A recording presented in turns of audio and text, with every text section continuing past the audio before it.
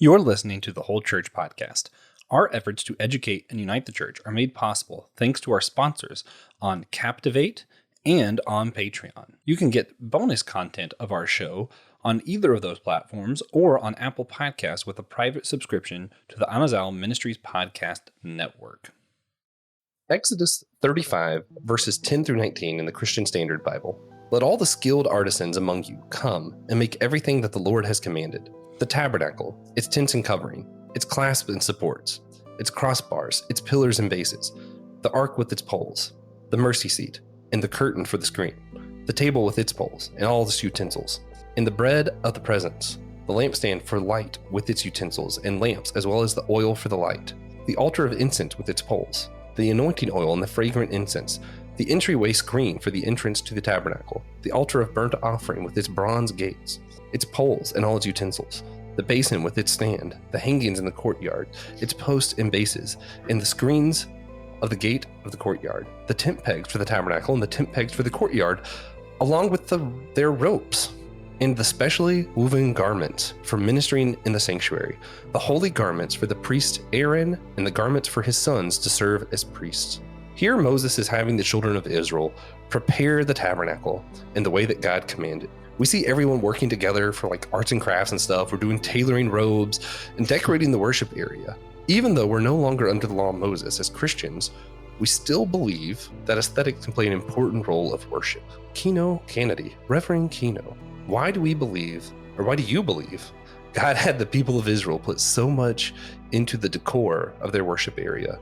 And what can the church today learn from that? Well, remember that God was giving them instructions of how the tabernacle is supposed to look and be built, and who's supposed to run it, and how it's supposed to run once you're inside of it. So God was telling the people, and He's telling us, that wherever you are trying to worship me, it is supposed to be a set apart place. It's supposed to be special because I want you to think of nothing but my goodness. Whenever you come into my presence, you should feel me. You should experience me. You should be able to envelop with my love. That was the whole point of the tabernacle. That's what God should be at every church. When you go into church, whether it be the sounds, the sights, the music, the flares, the dances, whatever it is, it should all be glorifying God. That's what it's really about. Man.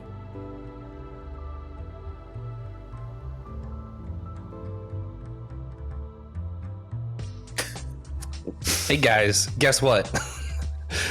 It's time for the Whole Church Podcast. You know what this music means? It means we're in our ecumenical aesthetic series still. And this one, honestly, guys, this is the one that I was like, we have a lot that are like playing really important roles. And this one does play an important role in the series, don't worry. But this one really was, I was like, at least once, we're going to cut loose and have as much fun with this like church icon gig as we can. I was like, let's bring on our good friends who do systematic ecology with us, who are also reverends of different church traditions. So we have the one and only, I could call you a reverend, I guess, Pastor Will Rose. Is Reverend okay?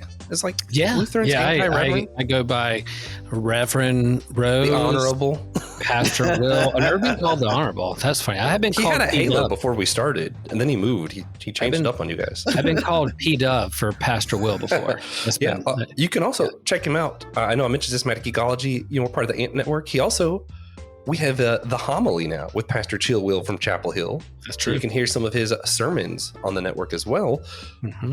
Speaking of people who do sermons, you know him, you love him, the man himself, one of our favorite guests to just hang out with, the one and only Rev Keno. How's it going, man?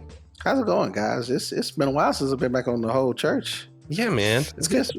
It's always been a while. It's been a while, but it's always fun. It's always fun. They changed the theme music just for you, Keno. I know. I was like, I'm ready to get my jazz on. Let's do this thing. I was about to get the disco ball in. I had to get some stuff, something a little more artistic, Yeah. Not just for the series, but also in honor of God's greatest masterpiece. When we say that God creates beauty, and we think of like artwork, we got to at least think of not only the voice, but just the stamina, the awe-inspiring presence of the world's greatest co-host, the one and only TJ, Tiberius Juan Blackwell. How's it going? Good, thanks. Never gets old. Never gets old. Never, ever, ever. So, if you like what we do here, if you want to check out the homily or any of the other shows on the Onazal Ministries podcast network, check us out. Check us out on YouTube, wherever you listen, and hang out in our Discord server.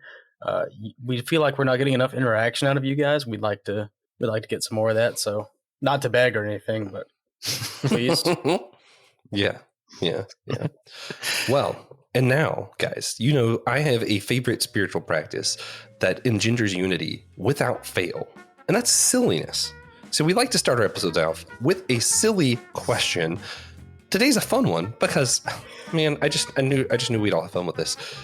Of all of your favorite Bible passages were turned into death metal songs, which would probably be the worst death metal song of your favorite passages specifically?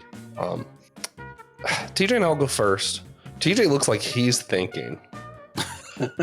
So I'm gonna do mine, but at risk of this could turn out great. Hang on. Okay. I'm sorry, I have to interrupt. I do have to interrupt because I have to let you know. I don't know any death metal songs. I don't know what is. Okay. Your verse is being turned into one. Yeah, so I know. I gotta.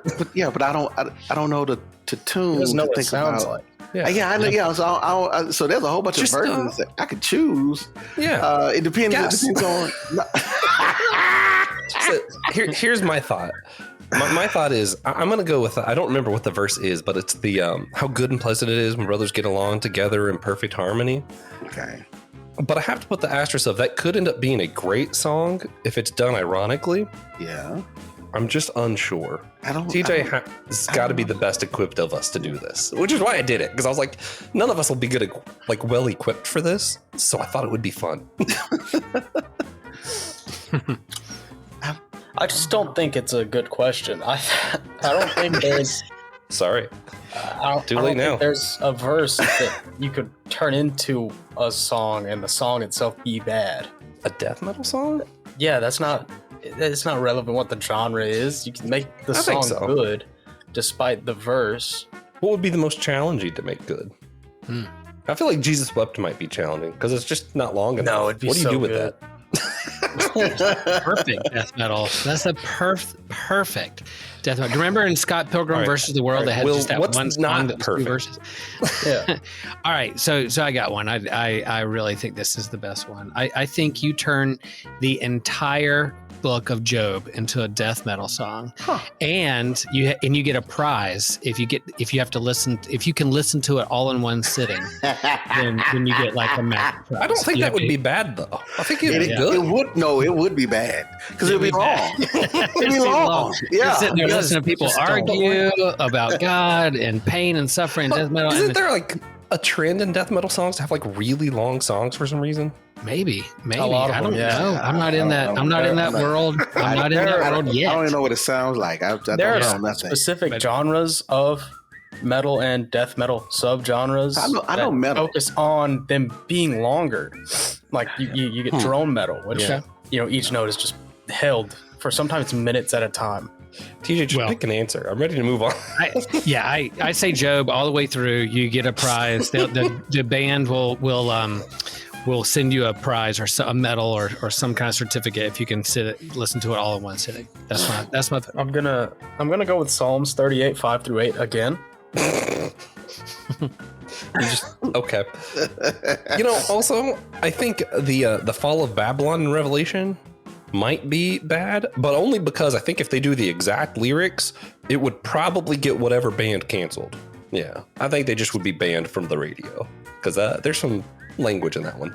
Or the passage you just read, or the passage you just read here. Like you read that. I used to make campers read that as punishment. That would not be a great metal song. I used to make, if they got in trouble, it's like, all right, you're gonna read the Bible and read this boring passage. That's probably a horrible punishment to do for a kid. But anyway, that's one of the genealogy. Keno, give us an answer so we can move on.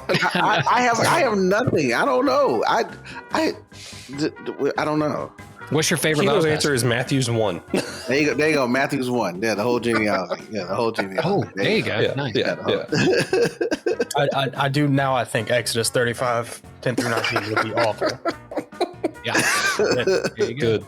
I'm glad we have found some agreements. Let's just all say that one.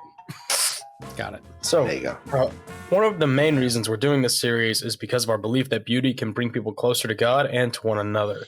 So, we have a few questions we're asking everyone in the series to go along with that belief. So, could you tell us of a time where you've seen God in the beauty of creation, outside specifically? You want me to go? Yeah, I mean, you would think that, the beach bum surfer dude would always pick ocean and waves and sand dunes. And that's usually my go-to. But a few summers ago, I went to Iceland, and I can't stop thinking about Iceland. I want to go back. And it was because we went the time of year where the weather was really good. It was sometimes cloudy, sometimes rainy. It was cool.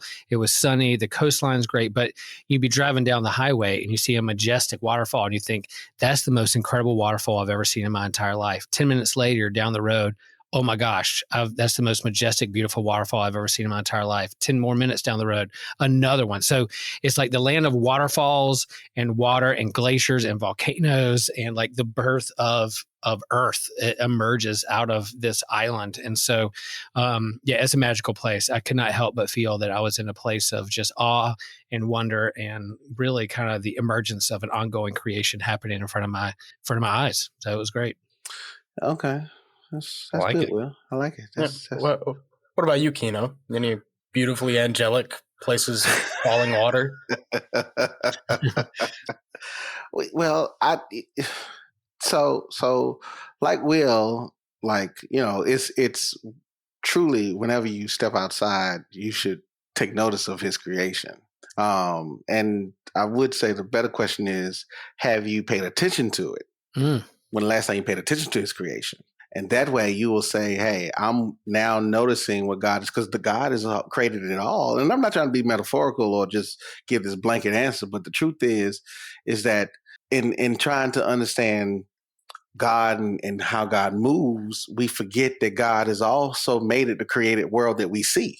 And he's also created an invisible world that we can't see. Like God created our inner molecular systems. So that even though we have some understanding of that, God still created all of that. And yeah, so like literally, and I'm not trying to be funny, but to answer your question, I literally just watched this documentary about the James Webb Telescope, and I was like, "Oh my gosh, this is so awesome! This is so awesome!" But it's fascinating to see that God can be seen and known in everything. And so I noticed him this morning, funny enough, looking up at the morning sky when I'm taking my kids to school, and I saw Venus and Jupiter in the morning sky. Oh wow! So I'm cool. like that's cool. Like to wake up and like, hey, that's Venus really and that's cool. Jupiter over there. That's awesome. You know? Wrong gods, but that's cool.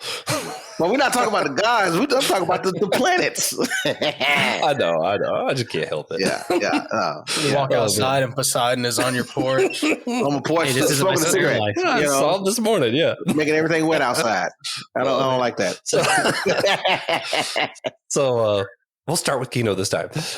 Could you share a moment with us, if you have one, that you've had a special connection with, like a painting or a sculpture or something like that? And it doesn't have to be like a religious one, just any kind of painting or sculpture that you felt a connection to. Yeah. So I was thinking about this, and I was like, I don't really have a painting or a sculpture, but I remember growing up, and I'm from Durham, so I lived across the street from.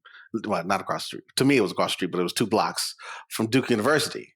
And so every now and again, I would walk on their campus, and I would go to the botanical gardens and just go in there and just all the different areas and everything. So I would go in there and just sit and just be in beauty and nature and just be like, oh gosh, this is so good. And, talking to God and praying and all those things. So that's what it is for me, just going to the botanical gardens. Man, that's a great transition too. Will's favorite basketball team, the Duke Blue Devils. Will, could you? Blasphemy! Shame on you, sir. Shame. Tier 1. Shame. Shame. I'm getting off this right now. Time out. Shame. No, Crucify him. Crucify him. Any sculpture for you that isn't basketball related? Well, I will say that Keno and I have the same fandom when it comes to college basketball, even though he grew up in Durham. So he's a Tar Heel fan. Yes. And I will yes. say, even though I will never pull Oh. for Duke Blue Devils basketball, I'm sorry. their chapel and Botanical Gardens is gorgeous. Their chapel So is Yes. beautiful. if you go to Duke Chapel and you go, they got a beautiful campus. They have a great heart hospital. If I needed heart surgery, I would go there. Yep. Doesn't mean I have to pull for their basketball team. That's what I'm saying. Nope. But I will say, like, for me, like, even though you said not religious, I think, I grew up as a Lutheran and somewhat, we had pretty sanctuaries, but they weren't ornate. They were somewhat plain. There was some stained glass, there was some stuff, pretty straightforward worship sanctuaries. But whenever I've gone into like a Greek Orthodox or Russian Orthodox cathedral with the iconography and the ornateness and the way the dome is structured, it draws your eyes upward and it tells a story. We'll talk more about that in a little bit. But I think for me, anytime you walk into that sanctuary, I'm just in awe. It takes my breath away. So yeah, that's what stands out for me. And I was able to go to Greece when I was in seminary to follow in the footsteps of St. Paul and see some of these cathedrals that were built where he went, and every single one, it just never got old. It was gorgeous. Man, that's why I just love a good steeple, just make you look up. It's nice. Yeah.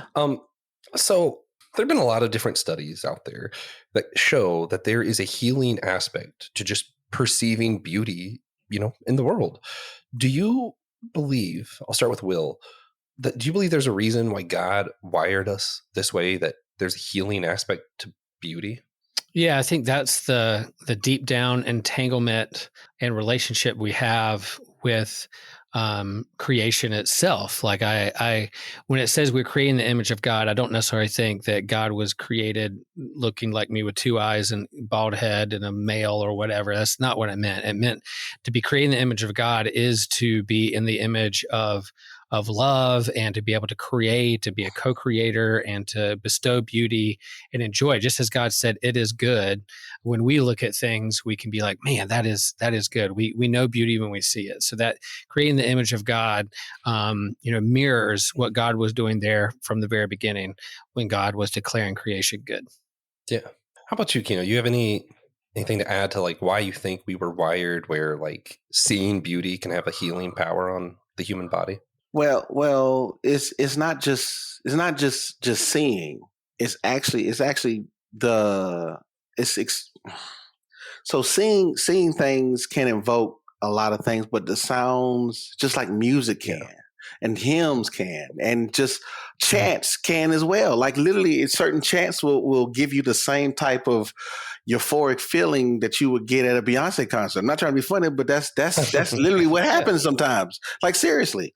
And so like just going with what Will was saying, like if we recognize God as the creator of it all and we are his handiwork, now his, like Will was saying, like God is not a specific entity. No, God is this one who is infallible and is not can be understood, but it's through his creation that he speaks to us. And so when if we just see beauty, and beauty can be found in paintings, it can be found in statues, it can be found in nature, it can be found in conversations, it can be found in music, it can be found in anything if you're open to it.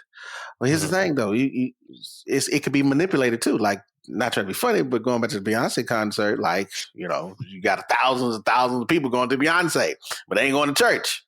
Just they'll dress up for Beyonce, but they won't dress up for church. I'm just saying, So you got to weigh those things out. But that's what it is. Yeah, and I think that's an important distinction you bring up too. Is that when we talk about these things, even like that whole aesthetics things, and I don't know if we brought this up before. It's important that we do emphasize that it's not just stuff you perceive with your eyes. There's a whole blind community out there, and some people born blind, and they still are able to perceive beauty just in a different way.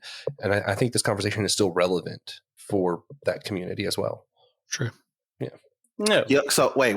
Oh, please allow me to just throw that in there. Just allow me to do this because I had this.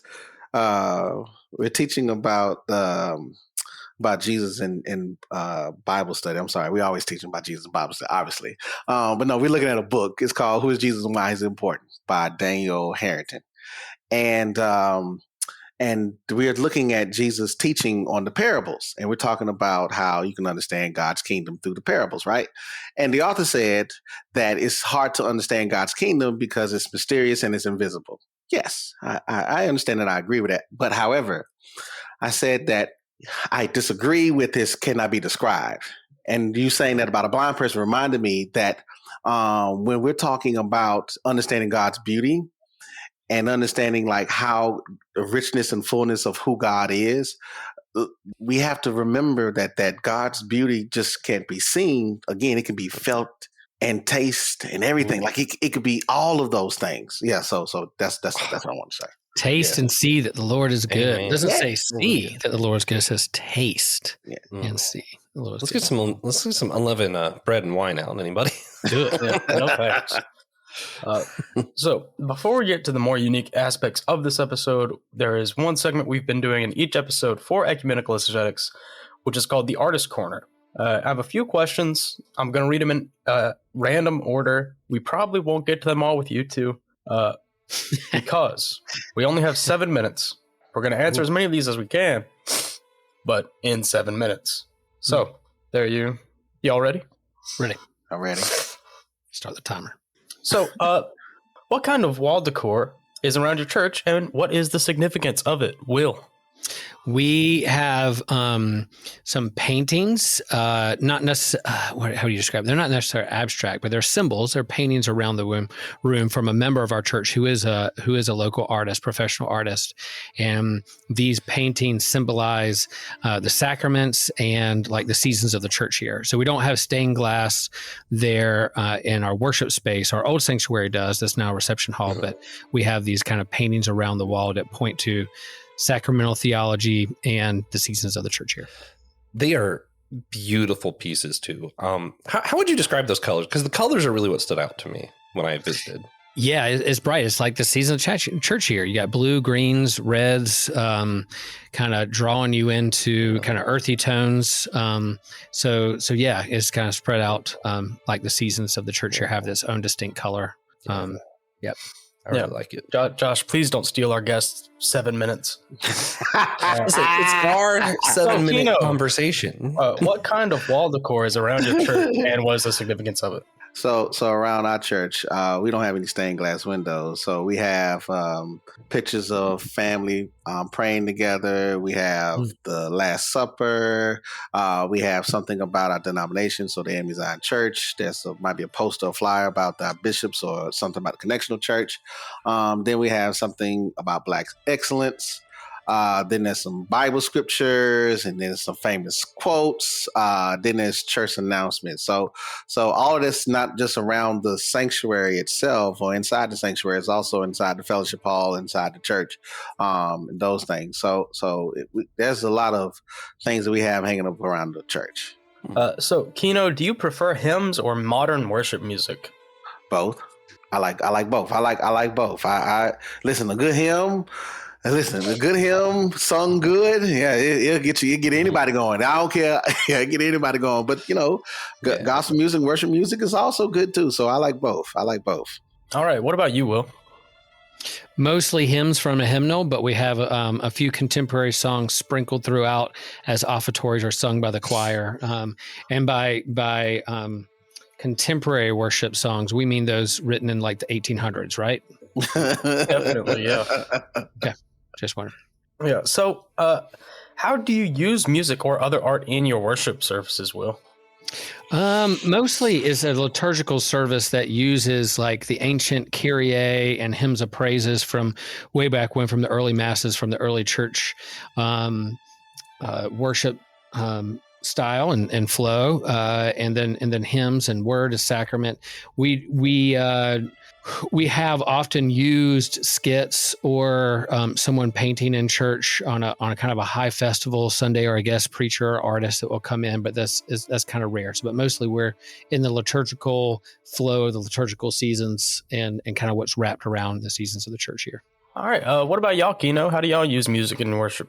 So we do hymns, we have chants, we do some anthems.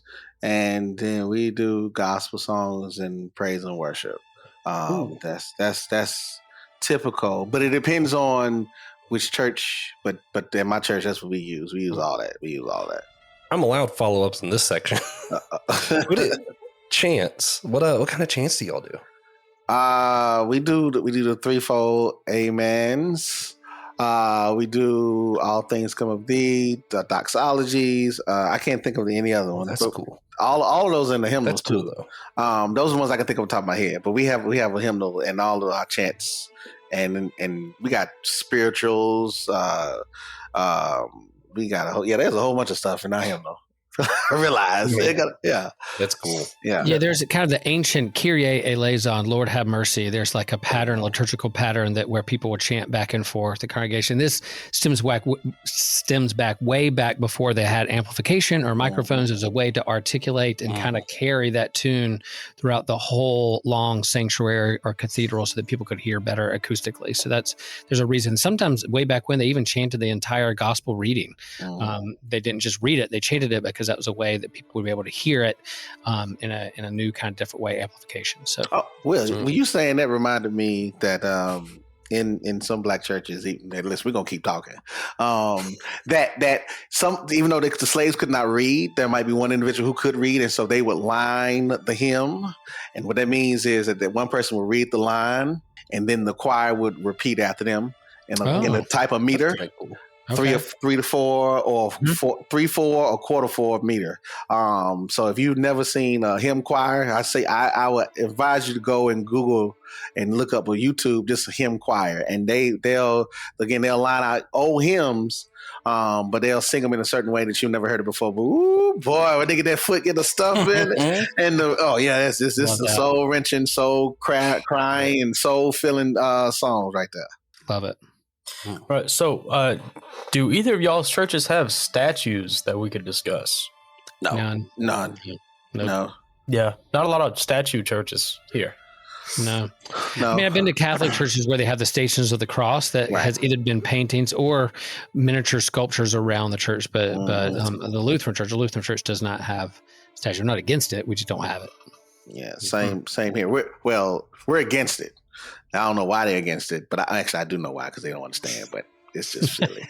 But we don't have any statues around our church either. All right. So, what is the most unique piece of art that you have ever seen or heard, Keno? I saw King Tut's sarcophagus. My wife, who was my girlfriend at the time, took me to the New Orleans Art Museum because they had the King Tut exhibit, and I saw his sarcophagus. So I was like, "Wow, that was awesome." Yeah, I always wanted to go to that art exhibit. Yeah. It's so That was cool. Yeah, that's to see art that was made, 3,000 years ago. Yeah.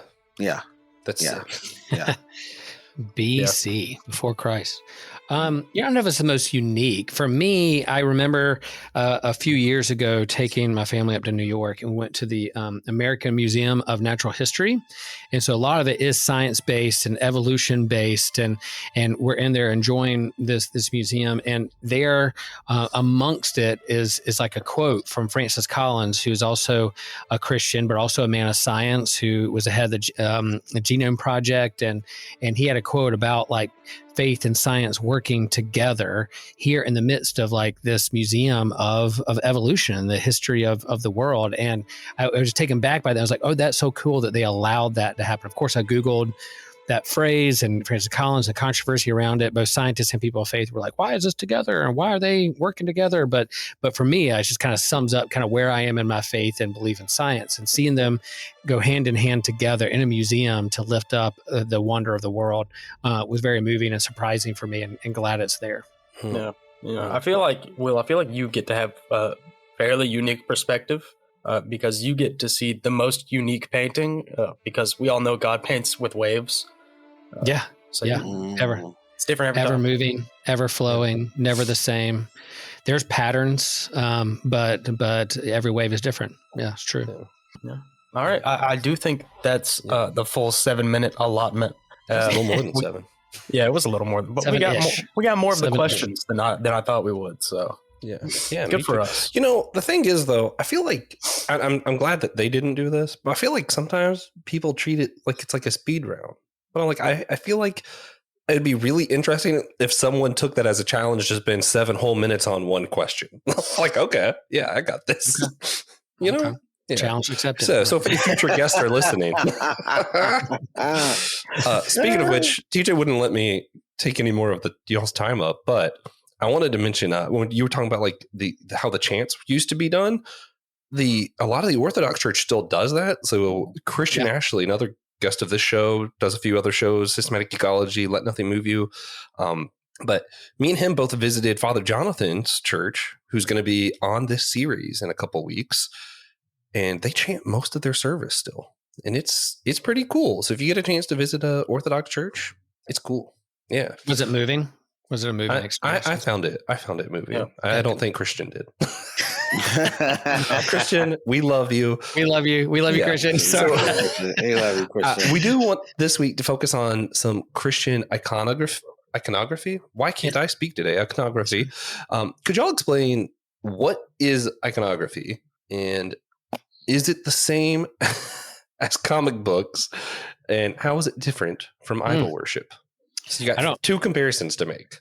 I don't mind starting a little bit and then build off that. Like, some of the earliest kind of literacy that humans did was just writing, drawing paintings on the side of caves to document their history and what they were doing, what they were up to, whether it was art or whether it was an articulation of the hunt and the thrill and the human condition and experience. So that kind of goes back. It wasn't that they were articulating the alphabet as much as they were drawing paintings of what was happening in their lives and human experience on cave walls. And that's emerged. And so art and paintings have always been a part of humans and the way they express themselves and articulate what it means to be human in the world, at least from my humble point of view. And then so iconography is the early church, even though the scripture does say, beware of idols and images and don't let it get in the way of how you express and worship God, but it is a way to point to accent and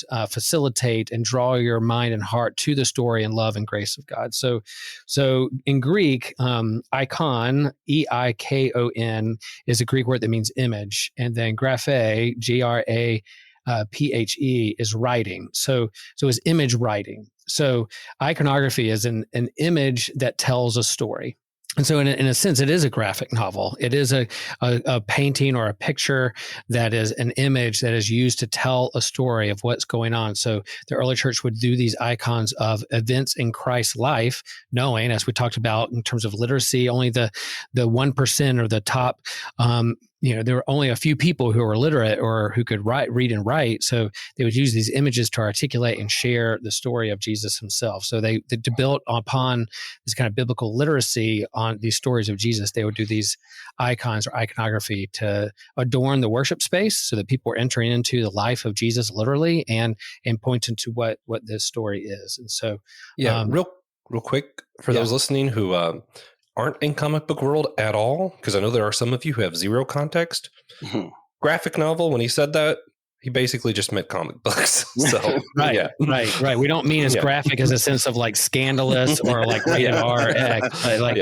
There's graphic, but like graphic, like images, words with pictures that tell the story and action along the way. Which recommendation: go get yourself the Action Bible, which is a graphic novel of the Bible itself. You got it. Listen, I gotta say that word for word Bible comics. They're pretty good. I think I like the art for those better. Yeah, but that's just me. Yeah. Way better.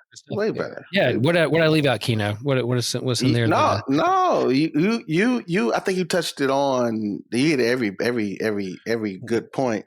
I think there's a confusion in Protestantism as a whole, because we were like, we were rejecting all of it, just like if that's Catholic is bad. No. Right. I'm like, no, it's not bad. We were all Catholic at one point in time. We was all one church, okay? So we all worship the same way, and that's we still whole goal here. and funny enough, we still do. Like, there are different styles, but the whole point of our worship service is to retell the story of Christ and to have communion, to either take the Eucharist or communion. Like that's what we all do. We all do, and we baptize. Okay, we all do those two things. Okay, the other ones we disagree on if they're not sacraments or not. We don't care about that. We're talking about the two things we do that we agree upon. Mhm. And funny enough, we miss that the icons, like Will said, are just there to help us to remember about God. But the idols, they were made by us because we thought we were God.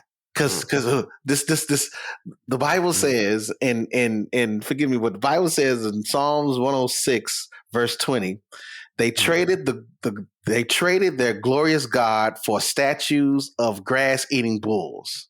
That's an idol.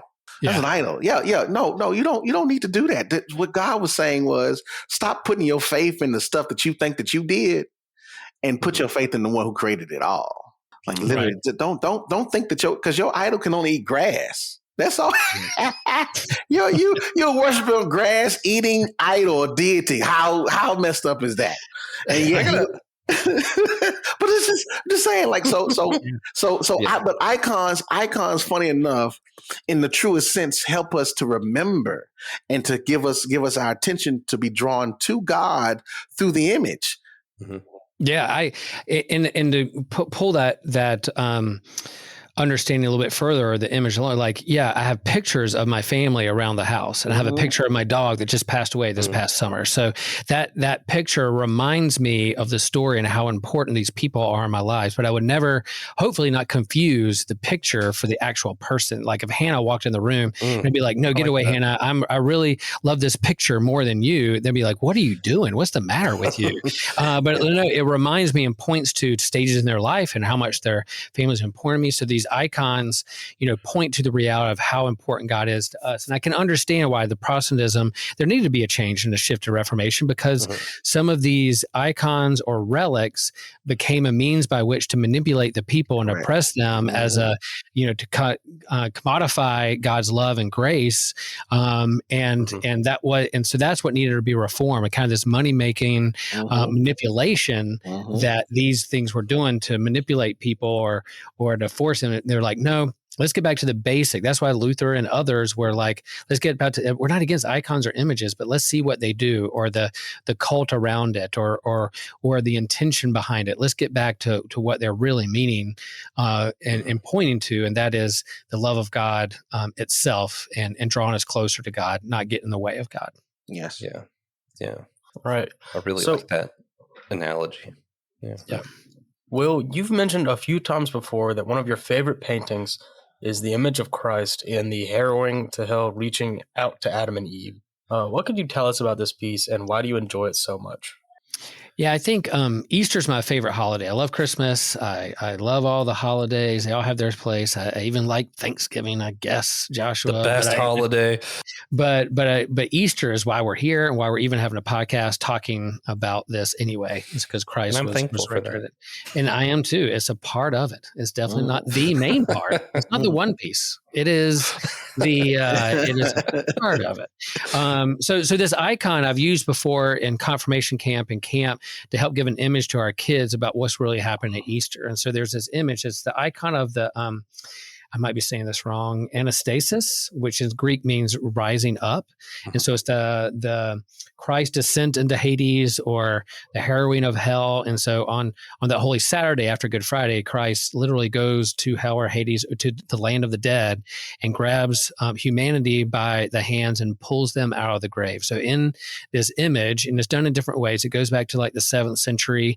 And then there's been lots of versions since then of what this looks like. But it's basically Christ being raised up, and he's grabbing, on one hand he has a man, on the other hand he has a woman, to represent Adam and Eve, representing all of humanity, pulling out of the grave all of humanity to new life. And so that is an image that I wanted to like burn into my flock's brains and hearts, to say like, this is what Easter means. Christ is not abandoning you. God's love is stronger than death, and is pulling you out of the grave to new life. And so yeah, it's around Easter time, but I think it's, a year round thing to be thankful for. Yeah, for sure. The next question really is just an excuse for me to talk about my favorite church icon. So the Celtic church has the Celtic trinity knot. Yeah. I love this image because for me, this explains why I think iconography can be so powerful. I have always had the hardest time conceptualizing the idea of the Trinity. Like, how can there be three in one? And people do that whole water thing. And I'm like, that's a terrible analogy. Water can't be ice, steam, and liquid at the same time. It's either one of the three. Right. Wrong. It's called a superposition. So it just always confused me. But you see this image and I'm like, okay, yeah, there's three things here. And then you look at it, you're like, oh, wait, no, that's one continuous motion. But you see three, but it is also one thing. And then you have that circle going through to represent the complete unity of the Trinity. And for some reason, thinking of the Trinity through that image has made a lot more sense to me, even though that's obviously not what God looks like or anything. It just helped me come to terms with the Trinity a little bit better than I think really any explanation ever has. So I was just going to ask you guys, did you have any icons that kind of depict the Trinity that you have found helpful or that you just appreciate, that you find moving or anything like that? Let's let Keno go first, since the last question was basically just to Will. That's fine. So I can't remember what it's called because I was like, gosh, I can't remember. But I think it's called the Shield of Trinity, where you have the Father, the Son, and then the Holy Spirit and God in the middle. And then there's lines that says the Father is not the Son is not the Holy Spirit is not the Father.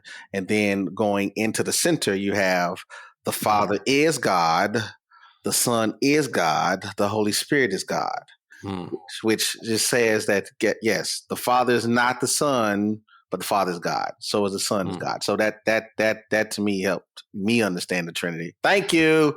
Yes. Yeah. That's it. That's it right there. That's it. I was Googling it. I was like, okay, yeah. It's like, it's the shield of the Trinity. So I was like, yeah.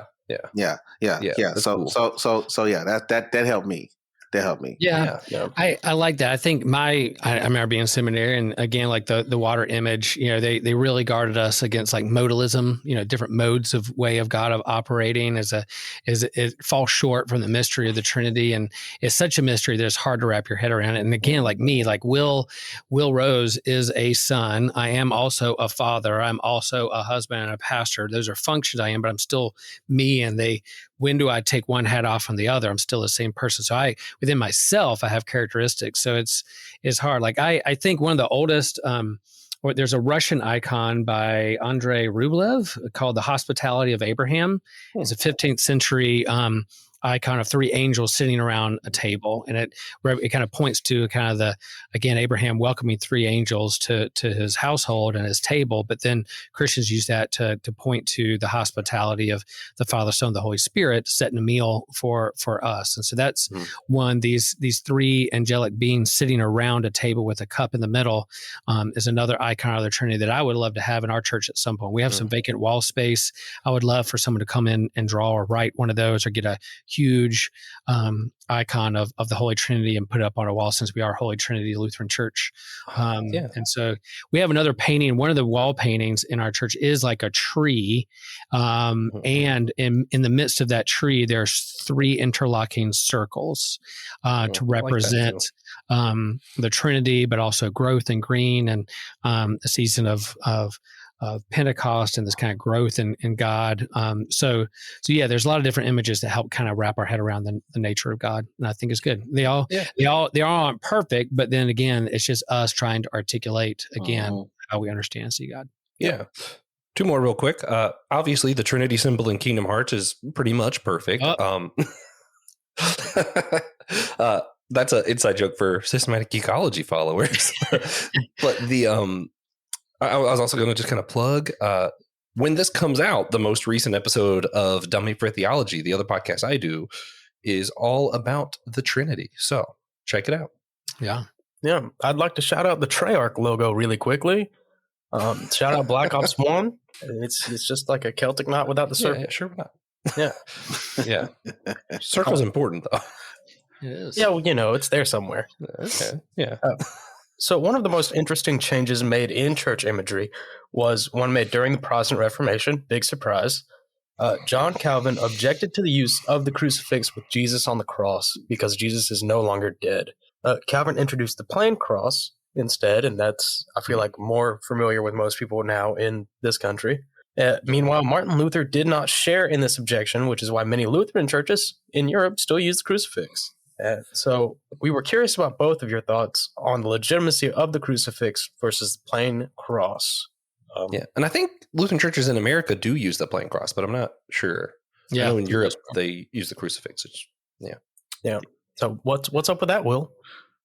Yeah, I think leaned itself into it. Like the Protestant church and part of its Reformation didn't want to look Catholic and fought against that and swung that pendulum way too far on the other side and say we're just going to keep it on that side. So and again, it was this kind of correction or overcorrection or reformation to not look like what's done in the past, but also not get into the trappings of imagery, idolatry, manipulation. And when you see like a person or a painting of someone literally being crucified, it gets you to your soul. So it is jarring. It's disturbing, as it should be. So there's this, if you wanted to avoid that trauma and just say, well, we're a church of Easter and the resurrection and Christ is no longer dead and we're new creatures and a new creation, I get that.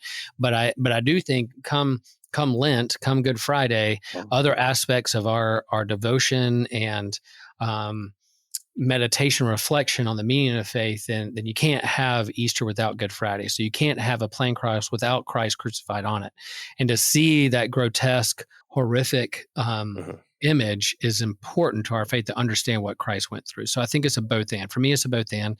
Lutheran churches, Luther, he wasn't against the crucifix, but he definitely was like, hey, he had his own religious trauma and avoided crucifixes and things too. I mean, he did his thing. So it's like Lutherans aren't totally like, yeah, we're cool. But it might be a European American thing. But yeah, I think for us, it's a both and. Most Lutheran churches in the United States have plain crosses. I go to my Catholic neighbors down the road and you go in their sanctuary and Jesus is fully on it. So, I think it needs to be a both and, but I think part of that is the history of the Reformation and what we're trying to get away from and then grow into. So, I think I agree with you, Will. Gosh, I nothing really can say, but I will add that it's interesting that even though we've swung away from the icons, especially the crucifix, but you'll see a lot of folks outside of the church wearing crucifixes. Yeah, I've seen as jewelry, or they've gotten tattoos of Christ with the halo or Christ with the crown of thorns.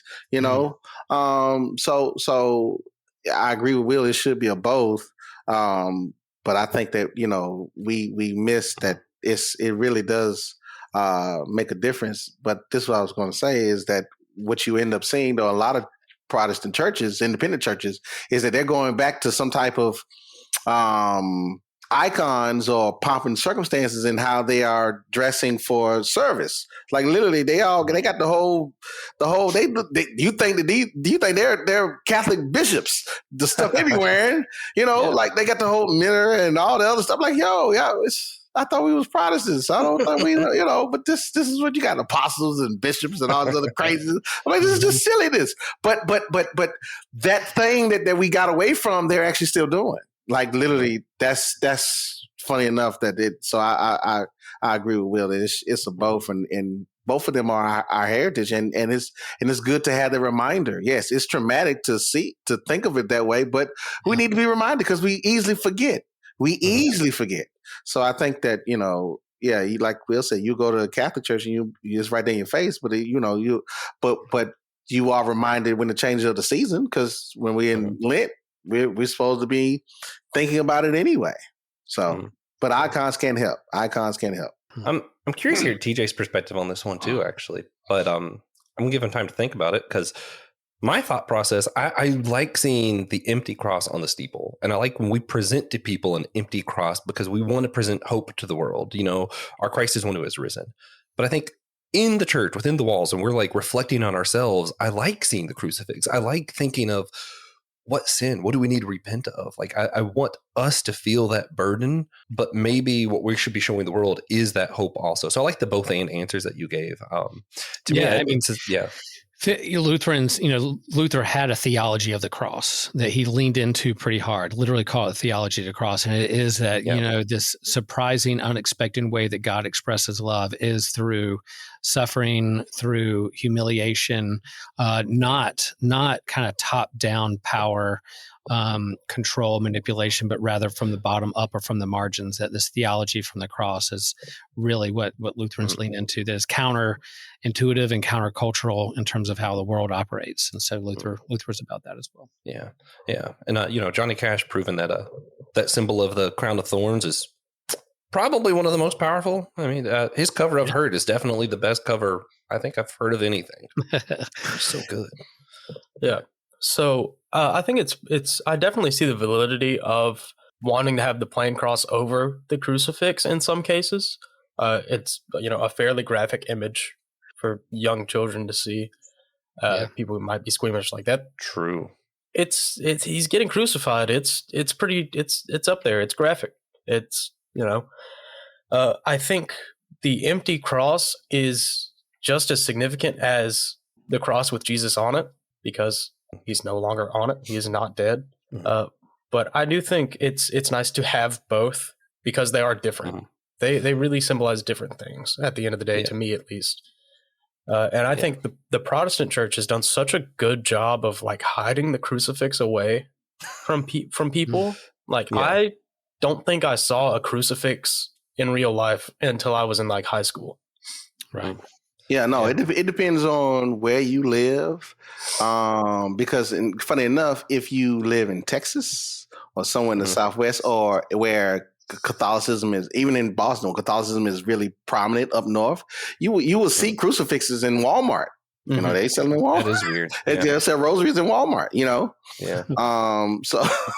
So I get it, but you're absolutely right though. We do protect we do isolate ourselves from understanding how bigger the world is. Like literally, we just be like, this is it. No, let's just all meet in the middle, and we'll have a plain cross, but leave the blood stains.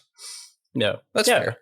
Wow, I do like that actually. I do like that. The nails with the blood stains. How about that? Yeah, there we go. Yeah, yeah. The cross with just the nails in it, but that probably would look cool. I feel like the first time I ever saw a crucifix was on like Legion, the movie, or something. Like that was just nowhere in my life. Crazy. Yeah. But that's just me. I grew up in South Carolina. So yeah.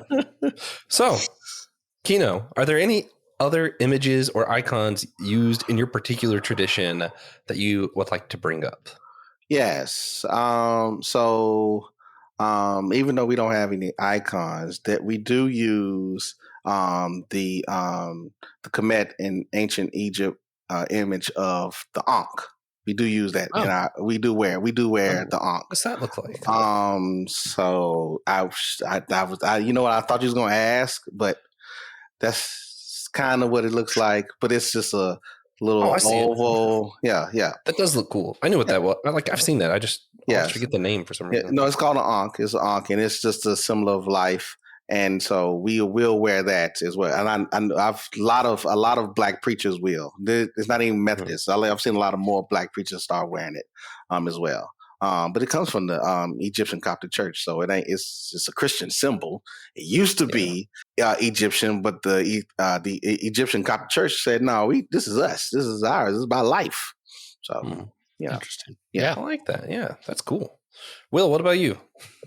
Yeah, I mean, we're pretty sacramental based. So any image around like baptism and water and like a shell, water pouring out, and then like a cup and bread together, symbolizing like the Eucharist and communion. I think those images are around a lot. Like, there's definitely times of the year when we change the paraments or the altar decorations and what drapes the pulpit for the season of the church year, the color. So when we get into Advent, come November or December, it'll be blue, that kind of a dark Duke blue for some reason. I don't know why. I do blue. We do purple. But then and then Lent for us, Lent is purple, and then that's the stuff that shifts, so people will know visually. Oh, we're in a different season, different tone, different pace, to help them not only hear the hymns and the words word being preached, but also visually know what season we're in, to use all the senses that of the whole being. If you thought it was surprising TJ didn't see Crucifix for so long, I didn't know there was such thing as church seasons until 2 years into like attending a Christian college. Like we had learned about Bible so 2 years before anyone even brought up there's such thing exists as a church season. Yeah. Teaching tool. And teaching tool. and then I found out They that they distilled do us. the robes around the season. I was like, man, I thought they just picked which one they thought looked coolest that day. Well, and that's the irony too, is that we wear robes to cover our clothes, so we're not distracting from what's going on in worship. Is sometimes our robes and stole and paraments will, try to outdo the next season. To like, wait a minute, we're kind of doing the thing that we weren't supposed to do by trying to outdo one another in terms of ornate clothing. But Fun fact: that's why our verse at the beginning is so long. I just wanted to go long enough to talk about the garments, so I could bring up robes at some point. I have a cassock. Backfired. I have an Anglican cassock. That's a black Anglican cassock. That's it. That's cool. It's heavy though. God, that thing is heavy. It's only held by 5 buttons, which is amazing to me. What? Yeah, it's 5 buttons. Oh. in the summertime, It's got to be one good Summertime. material, so that thing's heavy. I think the word is garbardine. I think that's what it is. I think that's the material. Mm-hmm. It's heavy. Like if I see why people be slain in the spirit, you throw that down, you gonna really be falling out. You get slapped right in the face, you're gonna fall. I'm just keep your water bottle. Keep your water. Stay hydrated, Keno. Stay hydrated. That's funny. So, do y'all have a favorite church icon that is from a tradition that isn't your own? Yeah, I'll just kind of circle back around to the harrowing of hell and Christ grabbing Adam and Eve and pulling humanity out of the grave is something I'm always drawn to. No, I don't have anything. Not really. Yep. Not really attracted to icons for real. yeah. I mean, I've always really liked the ankh personally, because that's not from my tradition. We're Pentecostal, Right. we don't even do the crucifix. Can y'all see Is the Celtic Trinity knot? Does the Trinity knot count? Because I've always seen the Trinity knot too. It's like, Man, it's not Pentecostal. It's I not- think it's it's like not. Celtic Catholic, right? Yeah, It's I think it Irish is. Catholic. Yeah, Yeah. I think technically it was Yeah. Pictish before it was Celtic. That's That makes fine. it pagan. It's fine. It's about the Trinity now. Yep. Check out Systematic Geekology on Captivate. Rate us, be as scathing as possible. It really helps us out.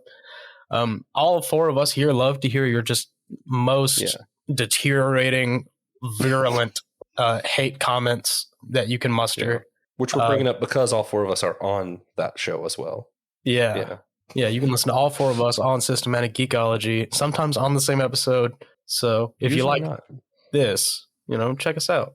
Yeah. Usually not, but sometimes, I think me, you, and Will are supposed to talk about the Dawn of Jedi sometime soon. Anyway, outside of paintings and statues, what is one kind of art you think people could get into that might help us draw closer to God and each other? Keno.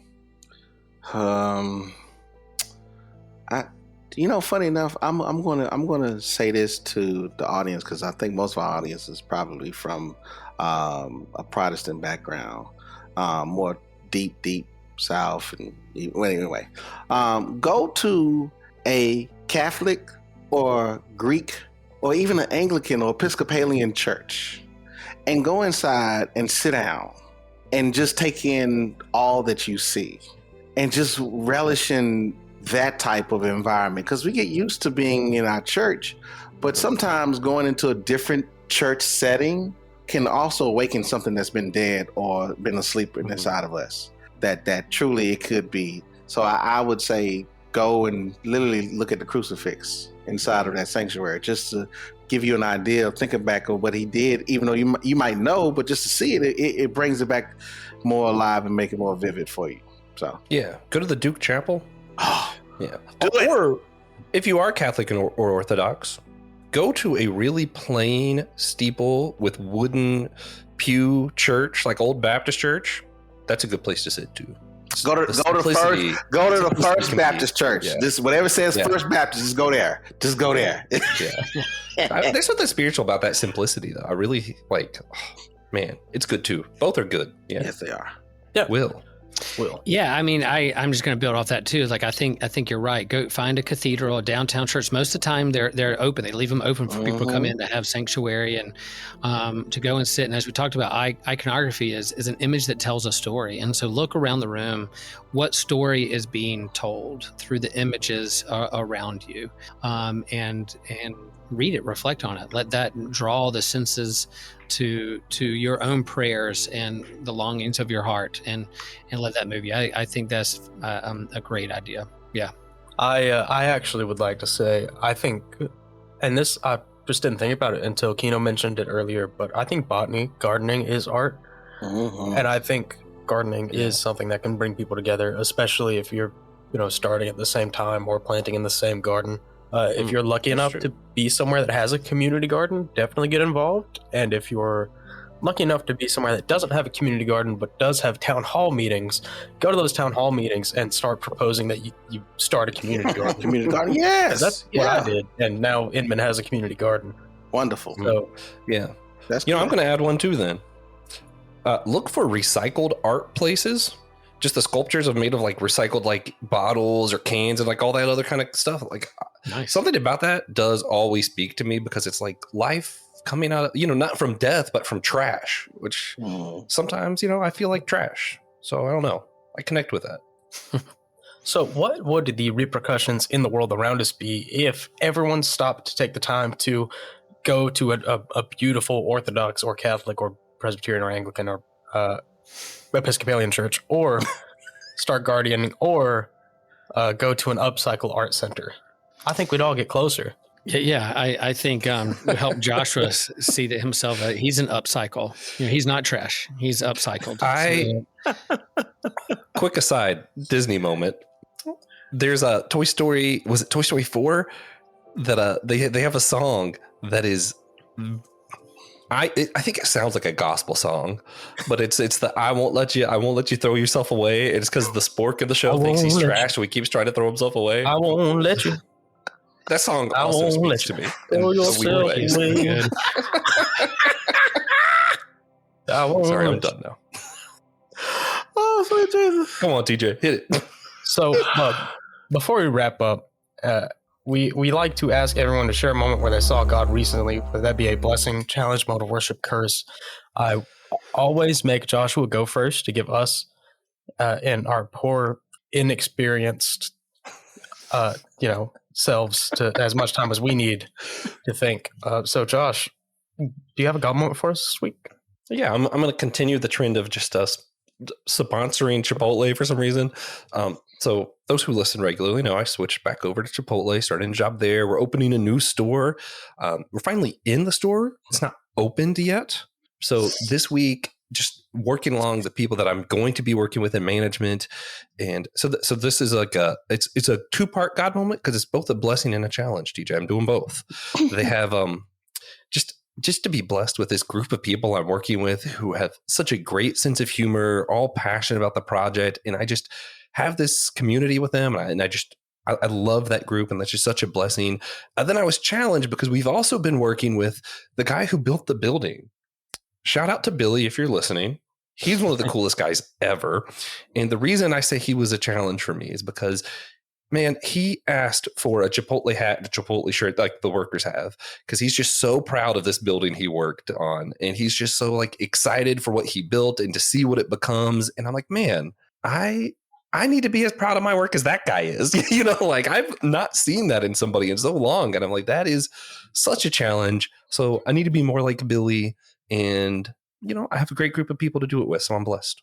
Yeah, I did that before I started working at Chipotle. I was like, hey, Josh, can I have one of your spare hats and shirts? That's how you started working at Chipotle. What do you Yeah, that's a different story. I was definitely in the store in uniform before I ever worked at a Chipotle. Oh my goodness. So Oh my goodness. I'll go with my God moment next. If you live in like Western North Carolina, you probably know the Mountain State Fair is still going on. Might have just ended. But it's like a super long fair. I think it lasts for like 2 weeks because it's like a real fair. Like you go and agriculture competitions and dirt competitions and that kind of thing. A real country fair. But I was, lucky enough to get the time to go to the Mountain State Fair with my family and spend the day there, which is always so nice that everyone can take a break from their busy schedule to go just enjoy themselves for a day together as a family for the first time in so long. And it's all God, you know? That wouldn't be possible without God. No, it would exist without God. Mm-hmm. So, all right. Who's going first? What about you, Keno? Do you have a God moment for us? Yes, I do. So my God moment is I was blessed to participate in an installation service of one of my good friends. He was installed as the new pastor of St. Philip's Missionary Baptist Church in Huntersville, North Carolina. And they had the service at First Baptist of Huntersville. And that was a wonderful experience. They opened the church up to us. It was really lovely, really nice. So that was always impactful to be a part of those type of services, or ordination or installation services. I don't know if you all be a part of those type of things, but it's always an honor and a blessing just to be a part of that sharing. Yeah. That's awesome. Yeah. We do ordination services. Yeah, we do ordination, but then installation as well. In fact, someone who graduated from our campus ministry who became a Lutheran pastor was just called to a church in Raleigh, right down the road from us, and so was able to go to his installation. So that was awesome. That was good. Yeah. That's not James, is it? No, James is James is in Salisbury. He was from your group too, though, right? Yeah, went to divinity school and then member of our church, and then eventually came. Yeah, Lutheran. go Blue Devils. Yeah. He would say that. I would not. We get along. I'll share my God moment, and it's not the Duke Blue Devils, but I will say that, like, I no secret that I love the ocean and grew up surfing, and this last string of hurricanes that have missed the coast and done exactly what surfers want it to do. Thankful that they split the uprights between the Outer Banks and Bermuda and just go right through, and brought a lot of waves. So I've been able to get some surfing in, and there's been it's very crowded. Waves get good.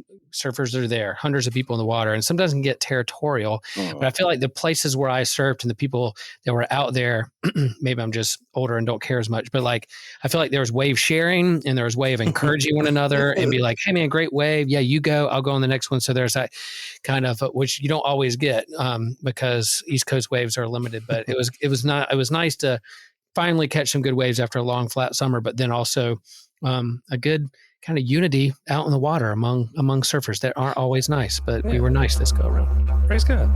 Yeah. If you liked what we did here, please consider sharing with a friend, share with an enemy, your cousins, beloved cousins, share with your enemies, friends. If you don't have any of those, share it with me. I'll listen to it and tell you what I think. And you can get merch. Yeah, I will if they want. Okay, sure. You don't listen to this, though. No one ever asks me to listen. That's fair, I guess. I've never shared it with TJ, or I think either any of my cousins. I'm terrible. Hopefully our listeners better than me. Yeah, so you can actually support us through merch. You can buy merch. There's a link in the show notes.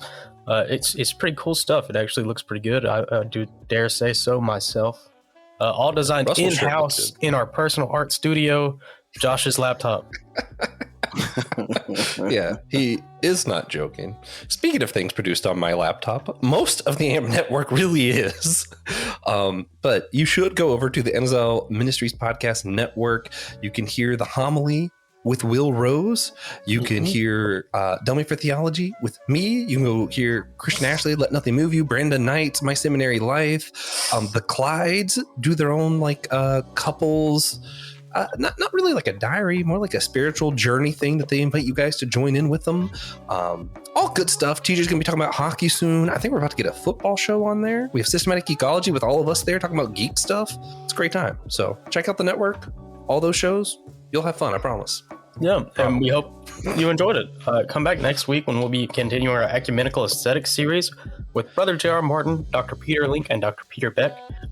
They'll be on with us to discuss how imagery is used in the Bible and the symbolism in some of our church flags. After that, Pastor Shana Watson of the Anglican tradition will join us to talk about some uniquely Anglican imagery.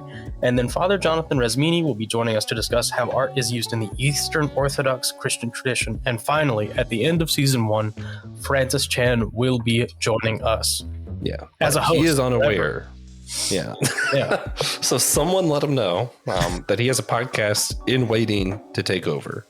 And in season 12 of the homily, I'm going to do the entire book of Job and death metal music, screamo music. So be prepared for that in season 12. Yeah. Yeah. Oh, I can't wait. Yeah. Featuring vocals from Francis Chan. All right. See you guys next time.